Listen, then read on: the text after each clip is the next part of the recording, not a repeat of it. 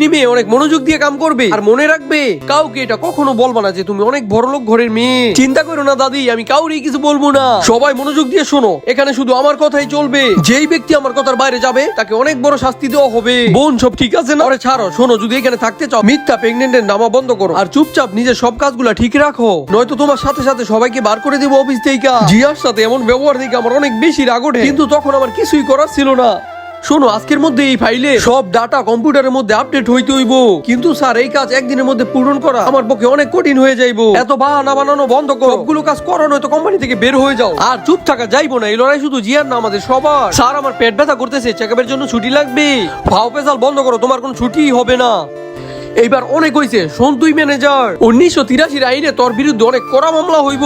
জেলে যাওয়ার জন্য রেডি হয়ে যা। তুই কে আমাকে হুকুম দেওয়ার? এখনই তোর বাইরে যাওয়ার রাস্তা দেখাইতাছি। কেউ আমার নাতিকে হাত লাগায় দেখা, হাত ভাঙ্গা দিমু। তোমরা যদি সত্যি তোমাদের বাবা মাকে ভালোবাসো, একটা লাইক করে চ্যানেলটা সাবস্ক্রাইব করে দিও।